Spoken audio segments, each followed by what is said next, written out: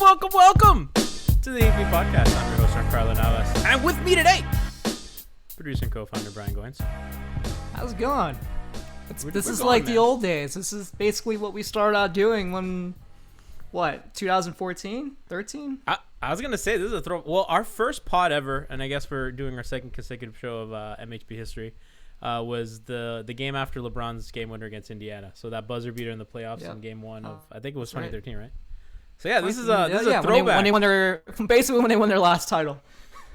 This is a throwback. Brian and I are across the state. We are at opposite ends of Florida. Well, I guess Brian's in the middle of Florida. I'm at the tip of Florida. So, it is what it is. Yeah. But we're here. We're bringing you. Siobhan's going to join us later. She's running a little late. And we're here to talk Heat. We're here. There's a stretch run, Brian. They have 10 games left in this season. And, I know that I just want to go to the fucking playoffs already. These regular season games, holy shit, man. I mean, if they make it to the playoffs, by God. That's true. Like, they... and I think we've talked about this a lot on Hangover Time, and we talked about it on the locker room session today, which, by the way, if you're not joining those, they're a lot of fun. We usually do them after game days. They're around 10 a.m. You download the locker room app. There's now an Android app. So if you go to Locker Room's Twitter page, there's an Android app now, which a few of a couple Heat Twitter folk joined us from their Android app on the locker room. And it was a lot of fun. We talked to Heat fans. We just have a conversation about like how they feel about the team. And it's like a super informal setting. So join us on those. And if you missed those because they're at a time that you can't make it and you want to listen back, join our Patreon, patreon.com/Miami Heat Beat, and you can find all the episodes there. Sometimes we upload them to the main feed, but we just don't want to clutter it. I mean, we are uploading almost every day, pretty much every day. So we don't want to clutter it more, so we just kind of stuff that in the Patreon. So if you guys want a little bit extra, you can find it there. Also, shout out to our YouTube audience. I know we don't talk directly to y'all a lot, but I want to know that we appreciate you. We love you. Like and subscribe. Our viewers are constantly outdoing our sub count, which is funny, and a lot of it's the same people. So, if you can help us out, hit that subscribe button. It really helps out our algorithm and our metrics so we can reach more people. And it really does make a difference. If you're on Twitch, hit that follow button. If you are so kind, shoot us a subscribe. If you have Amazon Prime, you get a free subscription with Amazon Prime. So I'm gonna drop that link in chat. I was gonna do it for you, but okay. There you go. Yeah, look at that. We're moving. We have synergized. So give us a Prime sub. It's free. Amazon picks up the tab and gives us a little money, and that helps us keep the lights on. So we appreciate and love y'all. Brian. Yeah. Their stretch run here is it's pretty easy. They have, out of the teams that they're fighting for, them and the Celtics have the easiest schedule left in terms of strength of schedule. They play tomorrow against the Spurs. Then they play Cleveland on Saturday, so they get 2 days of rest. Then they play a back-to-back against the Hornets on Sunday. It's going to be a big game. Then you get 2 days rest, Mavericks. Then you get 4 days rest, or 3 days rest, Timberwolves. Then you get the Celtics.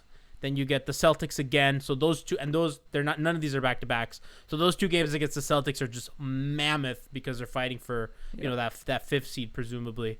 And then you have the Sixers, the Bucks, and then you have the Pistons. And the Sixers and the Bucks are likely going to be locked into their seeding at that point, so they might not even play their starters. So Brian, are you confident that they're going to get to 5? Because I'm not even talking about 4 at this point. I'm like, can they get to 5?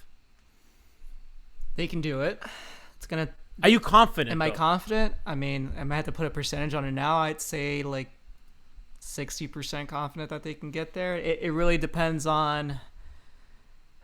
It really depends on them being able to shoot again. I think the defense will be all right. I'm really concerned about like just the shooting again. Like it seemed like the last pod I was on, I was raving about Tyler Hero coming alive, Trevor Ariza, obviously Duncan. And then all of a sudden, like we're kind of back to where we started, it kind of happened because of the injuries. Obviously, like the last 2 games, we were without Tyler, still without Victor, and then a lot of the bench guys weren't even playing last night's game against the Bulls. So it's really unfortunate because I think the team looks more like itself when all the pieces are there, and when they're not, especially the bench unit, you kind of see where we struggle the most, which is on offense. Like Goran couldn't even like beat Vucevic on a drop. that was the most that was like, what concerning thing. Yeah, dude, that shit was like, I couldn't fucking believe what I was watching. Smitha Smolik very appropriately says in chat, is getting a root canal more fun than having to cover this team? Let me tell you, Brian's been absent. Brian, how you haven't been here? Did you did you miss it or what? Like, I miss you guys. I don't miss this team. I miss the 2020 Miami Heat is what I tweeted out last night.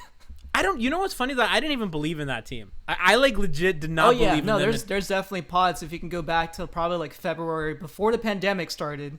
Yeah, there were pods where you were shitting on this team. Alf was so mad. Alf wasn't even at Miami Heat beat at the time. Alf was still at 5 Reasons, and Alf was just like, I'm fucking sick of talking, because we're all friends still. Like, Alf was like, I'm fucking sick of talking to you about this team. You're miserable. You just think they're bad. And I remember Leif was sick of me too. Leif was still here, and he was like, we were all sick of you because you were still a big Raptors fan. I think you're less of it now. I mean, I don't tweet about it because I got bullied. Well, you were more of a Raptors fan then, because obviously they're defending their title, and you thought, I mean, they had a really good season last year. You know, they were second in the conference, and this year they're obviously not going to make the playoffs. But I feel like there was a switch, especially during the bubble. Like, once they started playing those games, you were honestly, to me, you were honestly one of the better analysts just covering the team. Like, you were on your A game. No, the Heat. On the Heat. Well, I mean, the playoff run was really fun, and this team was like, awesome. It's time to cover the team, and I wish we could do that again this year. And I just look, I don't know what it's gonna take. Like, I'm hoping that they'll just magically turn on that switch like they did in that Jazz game, because that's what they need in order to get back to like the second round. I think, even because their first round opponent, more than likely or not, is gonna be very tough. Like, it's right now, I think they're gonna play the Sixers. Get to 5, no. If they get to 5, they get to play the Knicks, right? The Knicks or the Hawks, I imagine. I don't think that makes me a little better. That makes me feel a little better, because I'd rather play them than play Milwaukee in the first round. I don't like chat being nice to me. Zach33 says G's the best Heat podcast host. It's just not true. That's absolutely not true. Yeah, Ramil's really good. Ethan's good when Leif hosts, and I'm like, that's absolutely not true. Get out of here. Dan Healy's really good. Like, fuck that. And chat, you should be mean to me. That's the point. Like, you know, Twitch streamers, their chat bullies them and they bully them. This is not the exchange. We need somebody says we need G to host the postgame show. No, that's Alf's baby. Alf will never let me near that. G needs a life. He can't do all these shows by himself. You know, last week, Brian, I didn't have a life. I was doing every fucking show on this podcast because I was dead. Let me tell you, by Friday, when I got my vaccine shot, my second shot, I was like, I'm dying. I can't. I was like, I need a couple days. Were you on that pod? I was on. On you were Friday, on the pregame show, I think. No, I was on the pre. on Friday. I wasn't on. I asked for the day off. By the way, how high did your fever end up going? You said it was like 104. I was 104.2. I was 104.2 fever. I was like probably like an hour. I watched the movie and I kind of felt bad, and I was feeling like that concerns me. But I was fine after. Like, it was like very brief. I didn't have a good reaction to the first dose either. Like, I remember feeling like shit after the first dose, and I was like, technically, well, I don't know. I'm not a scientist, but I feel like technically the bigger response you get, more immunity you get. But my mom was like fine. My grandparents were fine. Like, everybody in my family was like fine. I'm the only one that fucking fell over on their back after their vaccine dose. But yeah, my fever was higher than the Heat offensive rating. I saw you tweet that. That was funny. Yeah, I mean, it's not even a joke. It's true. Like, offense sucks. So there, you know, and like, Brian, I kind of like what you said about last season, because like how fun it was. Like, sports are like this community thing, and because we were like still in lockdown, like we were not like really like, not like there are like people like legitimately like back integrated into society. There weren't. Right. And I remember I would go for a drive. So, you know, I had a friend here that also did, like, her and I didn't go anywhere. Like, he was the only other person I know that like legit didn't go anywhere. Yeah, I still don't. Well, I mean, now I go to work on a job site. Like, I don't socialize, right? Like, I do my job and I come home. And she was the same. She would just stay home. And we would go on drives and we would like do shit like away from people. And I remember driving, seeing a bus like that said, congratulations to the Heat making the NBA Finals. And I was like, huh. That's true. That's a thing, and I just don't feel. That was the only time I really felt people in the city giving a shit. But it's probably because like we weren't like out. You know what I mean? Like, we couldn't enjoy it as a community. I mean, neither of us did get a chance to go. But when they did make the finals, they had like a little bit of that, you know, that celebration that they always have on 8th Street, banging pots and pans, and that was something that was fun to see. Obviously, it's something that this team or this city as a whole hasn't experienced in sports in quite a while. It's just, I don't know. It feel, and then like this team right now, they feel so disconnected. Yeah. Like, I don't know. I feel like nobody gives a shit about them. Like, people have been so quick to just talk about the Marlins. Chef Trilly, one of our own, one of the best doing it, is like, this Jazz kid is like the king of South Florida right now. I fucking love him though. No, he's awesome though. Seriously, you need to give him a shot. Like he's super like, fun. What happened here? I thought we were a Heat town. I thought it was #basketball town. I thought we had guts. Listen, as soon as they win like their first 2 playoff games, we'll be back. Cocky Heat, which is funny. We'll be back. Brian, like if they get the 5 seed and they get like the Knicks or the Hawks, they beat the fucking Knicks. Let's put up a banner now. And they fucking bludgeon. Put up a banner. If they wait, hold on. If they beat the Knicks in the first round, if they somehow play the Sixers in the second round, beat both of them, just put up a fucking championship banner already. Who, for the Heat? For the Heat. No, fuck that. We're not the Knicks. Like the Knicks. No. See, those are like the 2 fan bases I want to beat the most of anybody. The Sixers. Well, and the Lakers too. I want to beat the Sixers. I really want to beat the Sixers. That's like the Knicks or whatever. That's small. I'll take a lot of joy in beating the Sixers. But Brian, I kind of want to go through some of my concerns with the team for you because I've said a little bit of this on Hangover Time and on the locker rooms and on Twitter. Yeah. But I haven't really voiced it on the pod yet. And on Sunday, I was thinking, I was like, how do I feel about this team? And this is after Saturday when they had that win that didn't feel like a win. Yeah. And I was like, they've had a lot of those. Like, this team has a lot of those games where I feel like they won, but, I don't feel good about it. Well, they had they had 2 20-point wins, and then now they're back to where they were. So the last pod I was on, that was basically that point where they won 2 straight by like 20 points. They haven't had that. That was like the only time they've had it this year. So they're back to where they were before.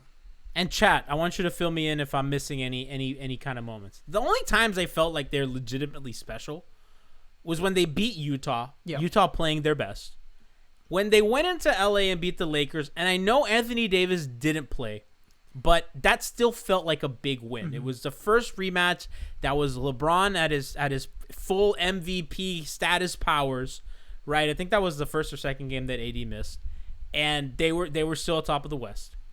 That Blazer game, I don't know if I felt like confident about them, but I thought maybe that might be a turning point. And that game against the Bucks, where when they lost by like 30 or 40 points or whatever the fuck that was, they came back and they fucking beat the living shit out of them, especially in that second half. And Goins specifically, and that was without Jimmy, right? So like those are the times that I'm like, this team. I think that there's something there that reminds me of the team that made the finals. And everything else has been total shit. They've been a lot of those games against the Wizards. Remember that one before like everybody got COVID, where they won, and Alf was saying on Hangover Time, it's like, that didn't feel like a win. Shout out to Alf in chat. He's saying classic MHB, Brian's time to shine. It has been Brian's time to shine. I still have the imaging somewhere. Okay, we can go through that later. I don't have anything prepared, but I can I don't know. We'll wing it. But do you agree with me? Like, is there anything else like that I'm missing? Because like those are really the only times that I felt like this team's good. I think to your point, like those are the teams that at the time were, towards the top of their like those are good teams. Like those are teams that people were already assuming could be title contenders before the season started, and even more now. I think like the Bucks look great. I think they have a good shot at making it out of the East, as well as obviously like the Nets and the Sixers are probably the top 3 teams right now that I would pick before Miami. And then you would obviously put the Lakers up there as soon as LeBron and AD come back. Like, they're going to be good in the playoffs. I would assume that they'll probably make it back to the Western Conference Finals themselves. Alf's right in chat. He says Depot's last game started out making you feel like they could be special. No, even that Warriors game looked great. Like to me, like those 3 teams that they beat that we felt like were great victories, those were against good teams. And it's something that this team has always like struggled through the years. It's always SPO teams. Like they always play up to their competition. And I feel like in the playoffs, like that's something we could probably see again. Now, could they do it for a whole series? I don't know, but they could definitely do it for a string of games. Like, also, Sager in chat says, I feel like this team is just not having the same fun that they had last year. And yeah. I've thought about this a lot, and I don't like to like attribute like having fun equates to winning. But I kind of feel like Alf saying in chat, they're exhausted. And I think that that's a big part of this. Like the Celtics, the Heat, the Nuggets, the Lakers, they all had deep runs. They've all been really injured teams. I don't need Atlanta Twitter coming into my mentions about how injured they are. Like, this is a condensed season that sucks. And, like, this is such bullshit. The Heat have had, like, the third most lost games to COVID. And they've all been rotational guys, right? Even Casey Okpala was playing, and then they lost him. And then you see how thin on the wing they are when Andre sits, right? Like, when Andre doesn't play, they don't have anybody. And as a result, they had to overplay Andre, and now Andre's hurt. And now when he's missing, when they need wins, they don't have him. So this season has, like, totally fucked everything up. And they don't have that extra juice that they had last season.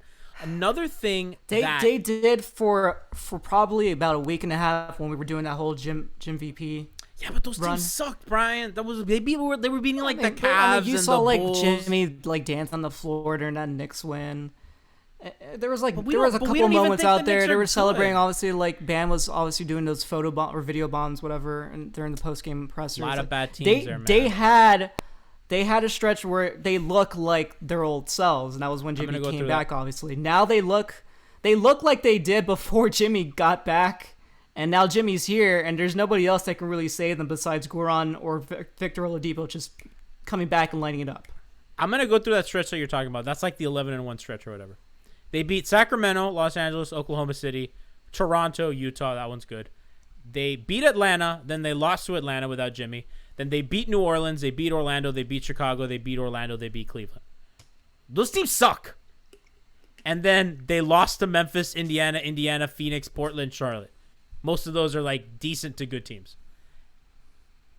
Like, that's who they are. They beat these dog shit teams, and then when they have to play Phoenix or Memphis or anybody kind of good, they lose. Well, right? Now they're losing to dog shit teams again. That's the thing. Like, they lost to some because they're broken. They're tired. Everyone's hurt. Yesterday they had when Duncan got the shits, they didn't have anybody. They had no shooting. They shot like 20% for the game, and that's with Ariza shooting like 4 for 10 or some shit.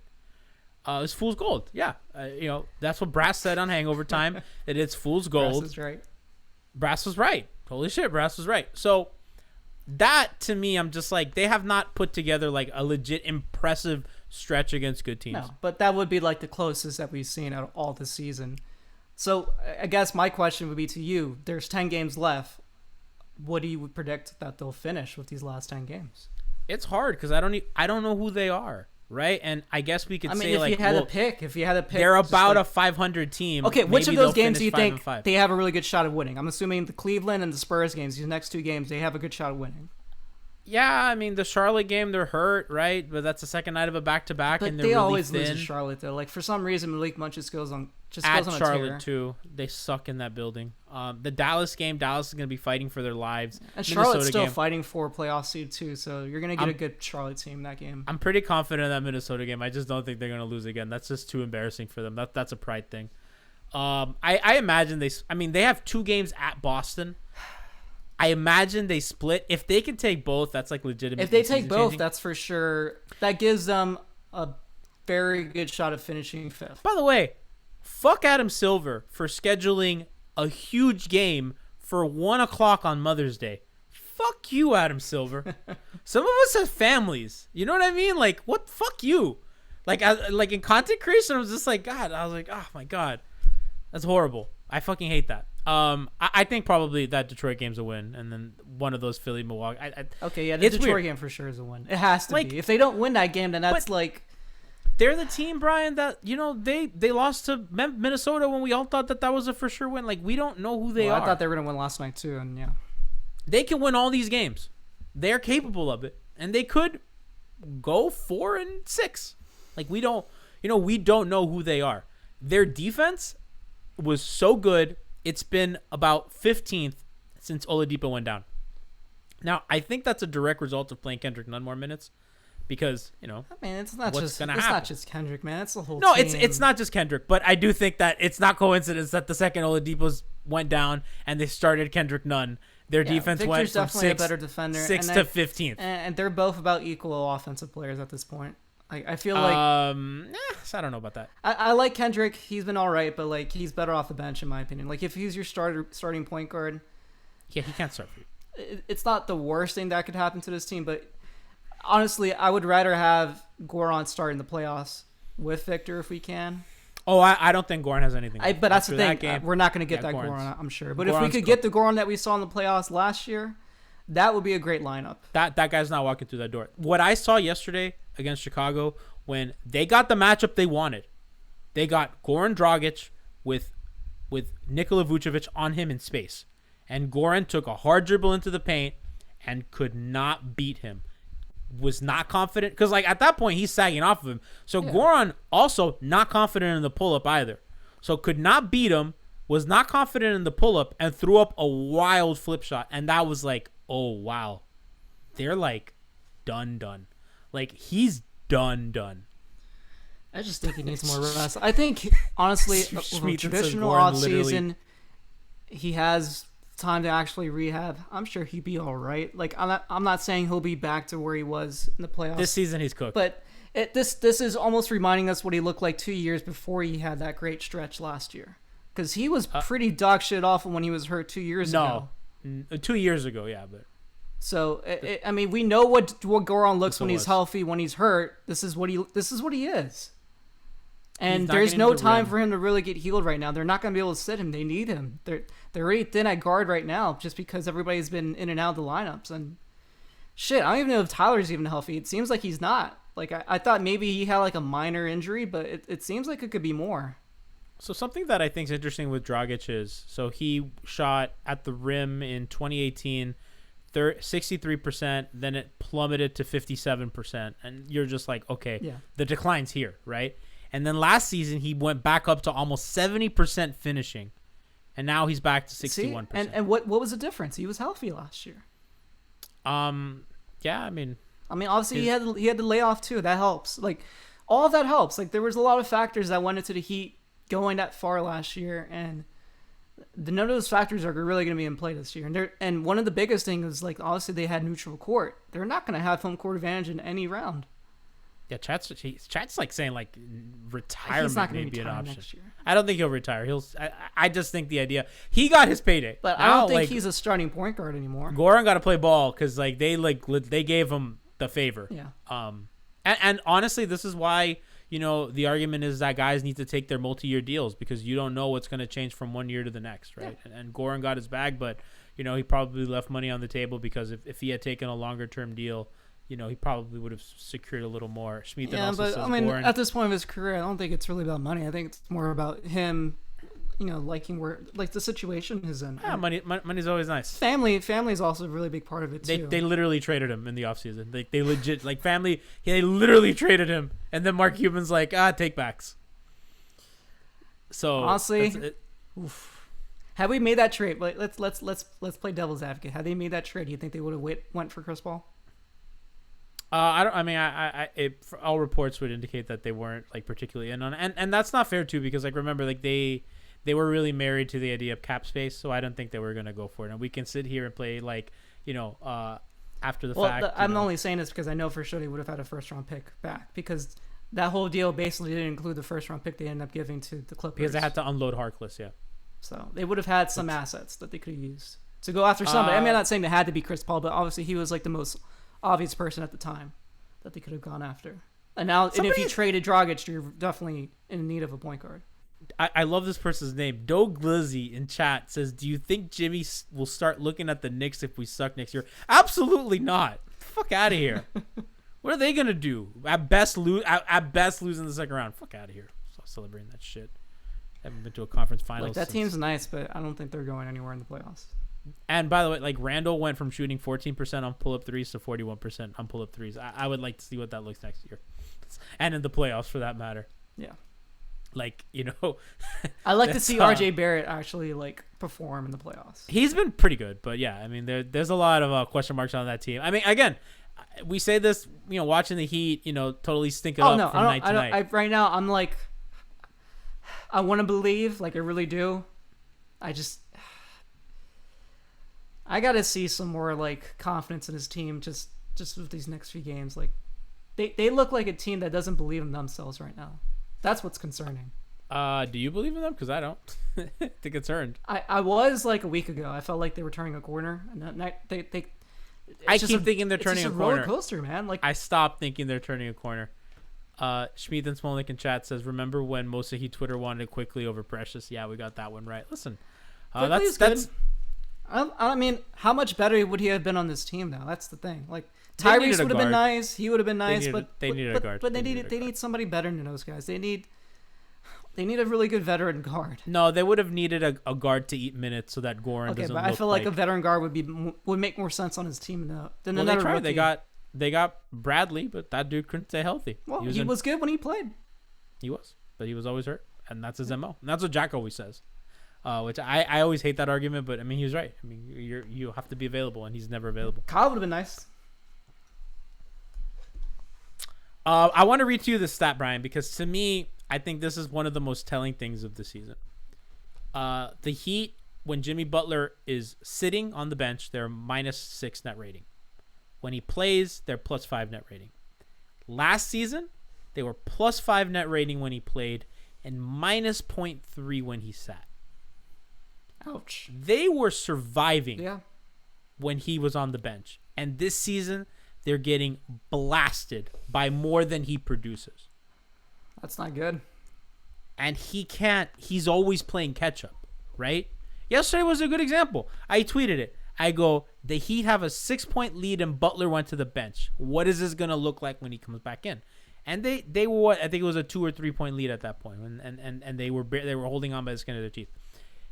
That's kind of the season right there. Like, they can't function without him. Part of that is Dragic has no zip. He can't run an offense anymore. Tyler has just disappeared as like an elite shooter. And his playmaking hasn't been that better either. Like, he can't get separation off the dribble without a screen. That's a giant concern. His passing hasn't taken a leap in the way that I think you kind of hope. His passing was better in the bubble. That's for sure. The spacing was also better, so I will give him that. He had way less turnovers. He had way less. I mean, but the Lakers series, remove that. He did perform a lot better in terms of playmaking. That's fair. And like just his turnover efficiency. I think that's mostly there, though. For me, what I'm concerned is like he'll run little 2-man game with Bam on the side, and he'll miss windows for that pocket pass. And that is like the thing that and I love when they show the replay on those plays because he misses it like a second late, and the league is quick. Mm-hmm. And when you miss those, when that second guy comes and you miss that window, it's done, because at that point you don't flow into that pass. Now you got to reset and run something else. Yep. And that just kills your momentum and you have no time left on the clock. So he'll work on that. I have no doubt. I mean, he's not as bad as like we think. He's like about a 35% 3-point shooter this year. He's really gotten that number up. It was like in the 20s. It's on volume too, so it's not like terrible, but he was a better shooter in college and he was a better shooter last year. That's the only thing. Like for sure. His reputation entering the draft was being an elite shooter, and the 35% even on that volume is still average. He's shooting almost 50% from 2, which is encouraging. 15 points a game. His finishing is not horrible, considering his size and his limitations. So there's stuff there. What is he shooting? It's the defensive end too. That's his offensive firepower output, whatever you want to call it. It's not balancing out what he's contributing on the defensive end. No, of course not. Unlike and they need him. I think they're more likely to get something out of him more than Dragic in the playoffs. Yeah, because Dragic looks cooked, right? Like, you need Tyler, and like the thing with Kendrick is this is as good as Kendrick gets, right? Elite spot up guy, pull up artist, not gonna give you much playmaking, not gonna give you much rim pressure. He is a good open court player, and I do think that he gives that little bit of explosiveness to their full court stuff, and he does run the floor really, really well. He really gets behind the defense. He's a quick guy.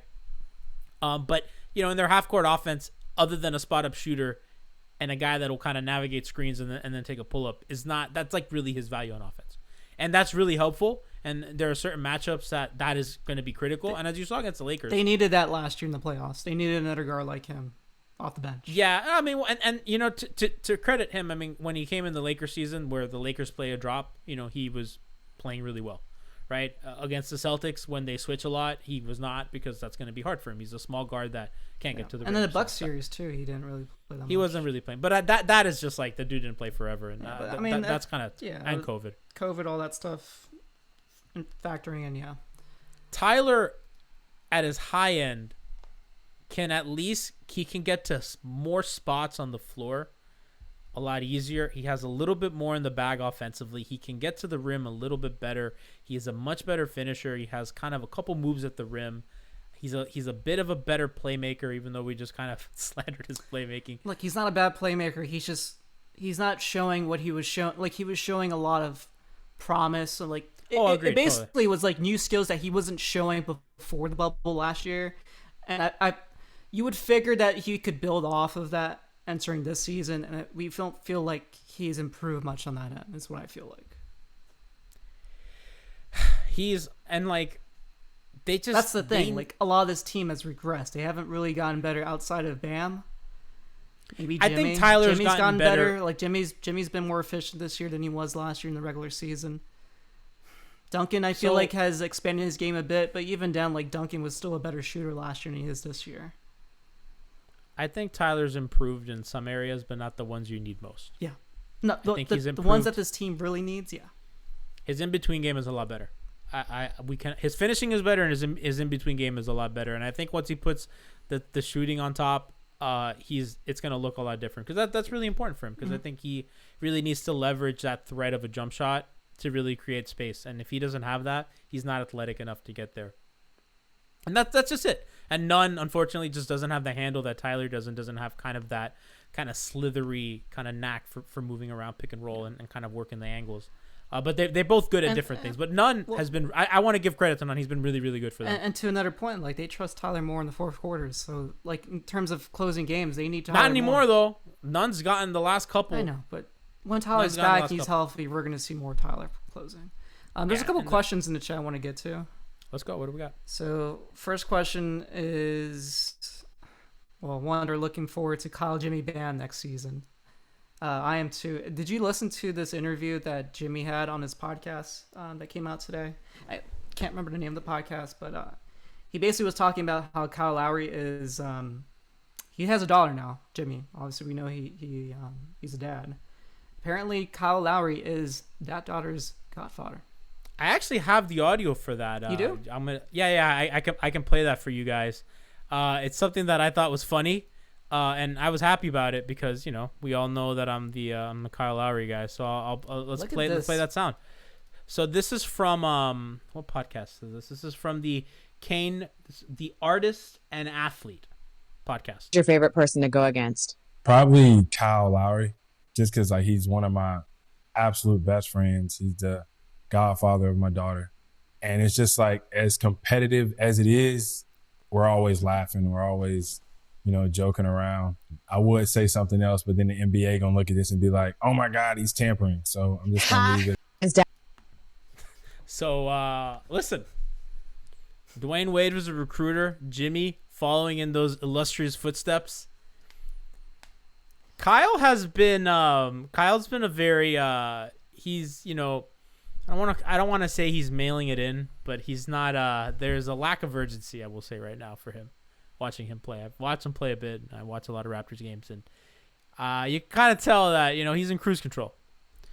Sometimes he's not, but he's cruising. He's cruising. So I still think he's really good. He can help their team a lot. I don't want to talk too much about I do, Brian. I'm really glad that you brought that up, because I do think it's important, and he's obviously going to be a target for them, but.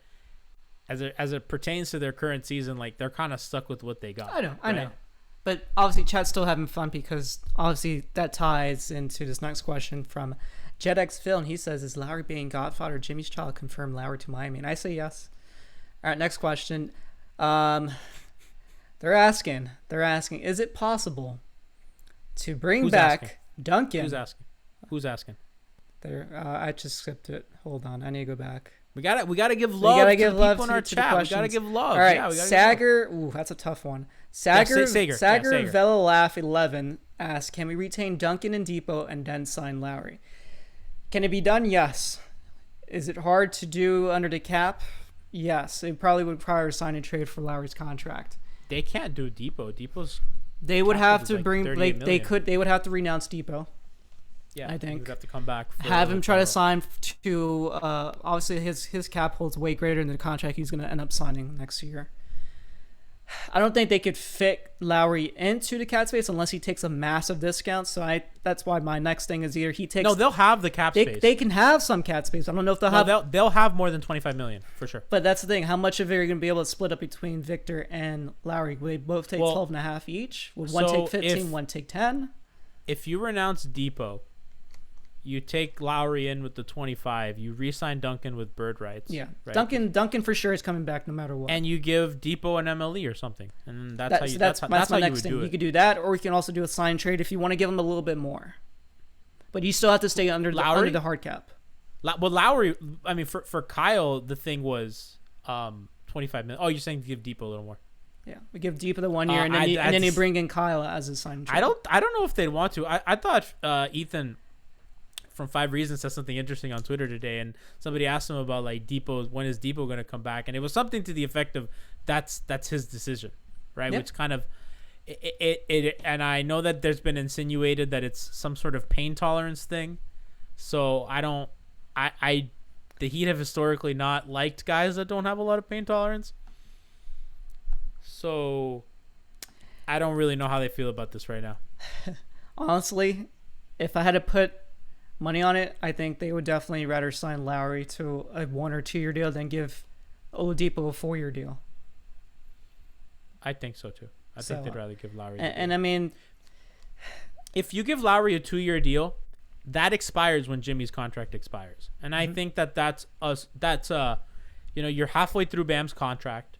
You'll know a lot more about Jimmy, and I think if you have those 2 big contracts off your books at that time, it's a way to do a reset. It's a way to figure things out.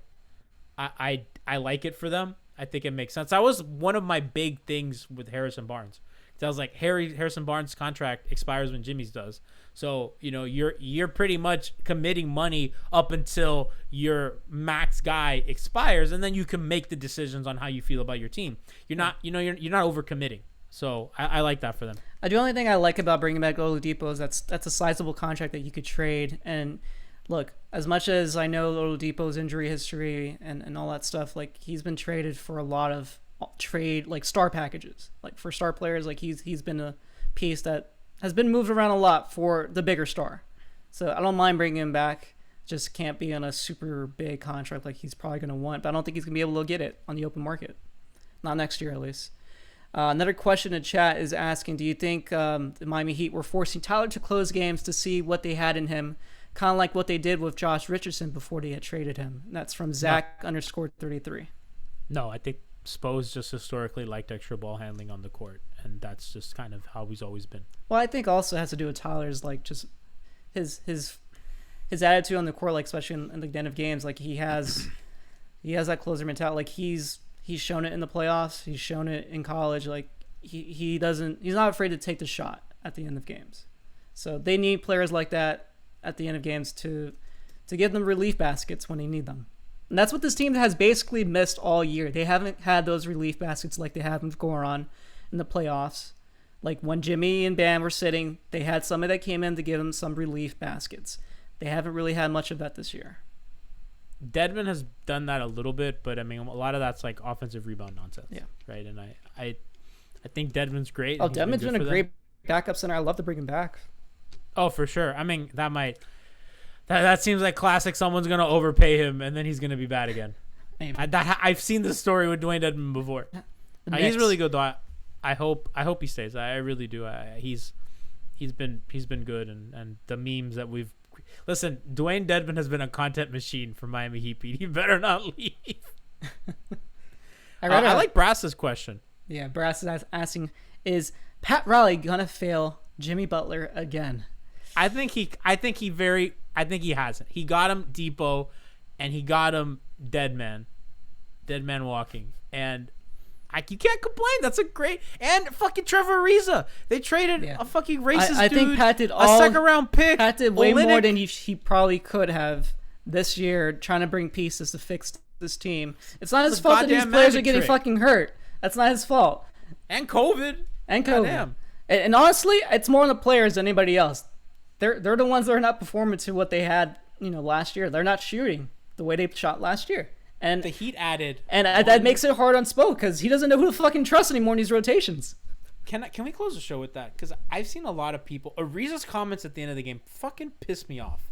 When he's like talking about we're predictable and we're this. Of course they are. He has to fucking done the fucking offense now because nobody can shoot. Their motion Nobody can offense shoot is or barely a dribble. motion offense anymore. They're just swinging around the 3-point line and then just jacking up threes. Nobody can drive and kick anymore besides Jimmy.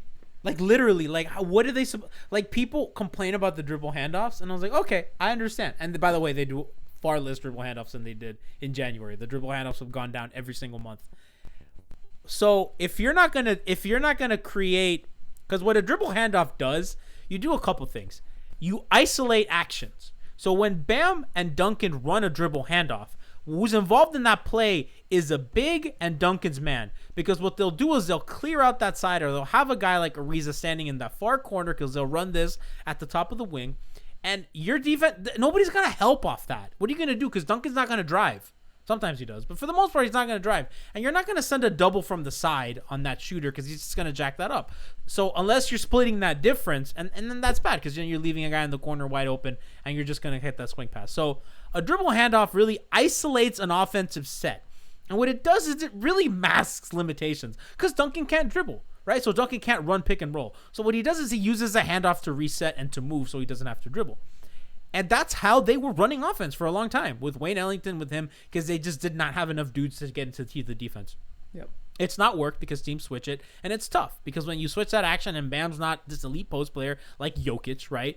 Because when the Nuggets run dribble handoff, nobody complains about that, right? Because they have a big who can punish dudes in the post, and when a guy flies off that dribble handoff, he can go to the rim, right? So when Michael Porter or when Jamal Murray run that two-man game with Jokic, they're a threat to Jokic is a threat to pop and shoot, and Jamal Murray and Michael Porter are a threat to get to the rim and the basket, get fouled, create help, all that stuff, right? So to understand like what Miami's limitations are, you need to be like, they don't have dudes that can come off that handoff or that can come off a pick and get to the defense. So when you don't have that element of getting from up to the top of the key into the paint, you got to be like, well, how can we score? Well, the Heat, what they've done is they goof side to side. They go east-west, and they run a bunch of cross screens, and they run a bunch of handoffs, and they run a bunch of pin downs because these dudes can't dribble. So what they do is they fly off motion, and they get the ball in spots that they think that they can be effective. And when dudes don't hit shots and nobody can dribble into the paint, what the fuck can you do? And when you're injured because they don't have any guards, right? And it's poor Gabe Vincent, who's a G leaguer, right? Who tries really hard on defense. But, what can you do? And then when you get the opportunity to get to the rim, Goran can't beat Nick Vucevic and drop. And then it, again, all relies on Jimmy do something. And what teams do? They just fucking pack the paint. And that's why Jimmy was taking 1 million pull-ups yesterday. So I don't really see what complaints you can... Because they've tried stuff. They've tried stuff on offense. They've done a lot more pick and roll. They've incorporated a lot more horns into their offense where you have kind of two guys screening up top for the ball handler. One guy pops, another guy rolls. They've used Jimmy as a screener there, which has been really effective. They clear out one side. Jimmy will come set that left screen. He'll kind of roll, come up, slip, roll. They've tried stuff in the offense. Jimmy's been a screener tons. They have Jimmy off the ball. They're doing a lot of Jimmy in the post, kick out to Bam. They're doing a lot of Jimmy, Bam, high-low in the elbow. They've done a lot of different stuff, but you're ultimately limited and capped by their lack of kind of downhill rim presence. And the lack of shooting from the perimeter. Like, if they're not making their shots, those are less people that they have to close out on. Like, even Tyler lately hasn't had, like, as much gravity as he used to. It's really just Duncan. And I think Trevor's kind of getting to the point where defenses are really paying attention to him. Which is and Trevor's been good because Trevor will kind of get into the paint and stuff like that, and Duncan too. Yeah, but it's the spacing. They have no spacing right now. On defense, they've changed a ton because earlier in the season they were a switch-heavy team. And what did they do? They started incorporating some traps. They're like, let's get some turnovers. Let's create some easy offense. Let's trap. And it's worked. It worked. And then teams started to figure that out. And then they're like, okay, let's incorporate a little bit of drop. And yesterday, Spo went to two bigs. They played Bjelica and Bam together. They're like, let's drop Bam. Let's drop Bjelica. Let's play a little high-low on offense. Let's have Bjelica going to the rim. For me, it's like you're not watching the games if you're just like Spo's doing the same shit. Because they're not. They're running completely everybody's just watching actions. Bam switch onto a guard, and they think, oh, why is he switching off the big to the guard when he doesn't have to? And sure, there's cases where that is like true, but like they don't have any perimeter defenders outside of him right now. When Oladipo was playing, that's when their defense looked legit, like a top 5 defensive team in the league. They need him back. Just for the defense alone, they need him back in the playoffs. I thought yesterday the drop wasn't good. Like I didn't like it in drop. No, I mean that's the thing is like it's a scheme that they haven't ran much this year, and they look clunky at it because that's not what they run. They run their zone. They run a lot more zone, and even the zone this year hasn't looked that great. And it might be just because of the personnel that's out there. I don't know. I think it doesn't work without Andre. Yeah, I think that when they run it with, I would like to look at numbers, but to me, like just the eye test, I don't like it without Andre because they don't have a guy that I think. Well, they ran a lot of it with Derek Jones last year, and that seemed to work pretty well with him in the lineup. But Derek and Myers had like arms, right, and they don't have dudes with arms. But KZ doesn't look. He looks so lost sometimes on defense, and they don't run the same kind of zone that they did. Now they don't have the guards in the back, bigs in the front type thing. Now they run a little bit. And look, I feel like in the playoffs, I'm sure Spo will get very creative and start doing some new things that we haven't seen this year. And that's something that coaches do. Like they try to look, they don't want to show everything on film right now and entering the playoffs. That's something that they like to save, as they enter certain matchups. So I'm sure if they play Boston again, there's certain things that they'll probably pull out that they did last year, and I'm sure there's new concepts that they could pull out too. Now, how good will they be at executing them? That's the question. If they can't hit their shots from the perimeter, their offense is going to look bad no matter what they do. Okay, so I have a couple things I want to get to before we go because we're really running on time here. So Zach33 says, I think Bam as a ball handler in the pick and roll is something I want to explore more. I agree. That requires your cooperation from Bam. And now they've done, and again, credit to Spoelstra. What they've done is they have Duncan come up and screen for Bam, and that is unstoppable. Yep. Because Duncan, that guy is stapled to him. So when Duncan screens and flares, and when they play in space, there's nothing you can do as a defense. Now, they've run sets where they have Duncan come screen for him, and Bam doesn't like the angles and then waits for Duncan to curl back for a handoff. They have had possessions where somebody else said, Heat expert says Bam ISO off the dribble is unstoppable and needs to be a bigger part of their offense. I agree, which is why the Heat have run sets to get Bam isolated. And then Bam goes out for a dribble handoff. So there's a push-pull. I think Bam's been a little better since the Minnesota game at kind of looking for that, being more aggressive, kind of posting up, facing up, doing that stuff. But that is 100%. Eric Spoelstra has tried to force that. And if you don't have buy-in from your guy because he's not confident enough, as a coach, there's nothing you can do. So I understand that maybe we don't like some of the stuff Spo's doing. I think some of the rotational things don't make a lot of sense sometimes. I get that. The spotations, whatever. Dude, there's no excuses. You got to beat the fucking Bulls, and there's not much else this guy can do schematically. I think that this is not a Spo problem. It's they can't get to the rim and shoot problem. It's a personnel problem, and I'm sure they'd be better once some of these guys are hurt or back and healthy again, if they can even get back and healthy by the time the playoffs come. That's the thing. Zach is saying that he runs Bam, Duncan, pick and pops in 2K, and he won the finals. Yeah. I mean, listen, that'll do it. Let's that's effective. I like that. Remember, guys, Spo invented inverted offense. You know what I mean? Like, you're preaching to the fucking choir. You're telling the guy who invented that shit to start doing it. We're having Mario Chalmers screen for LeBron and pick and roll, using guards to screen and horns, and then bigs off ping downs. Come on. Fucking Spo invented that shit. You think he doesn't know? Look, Dwayne Wade's not walking through that door. He's not. Smeeth Smolnik said earlier that fucking Goran can't even walk through a door.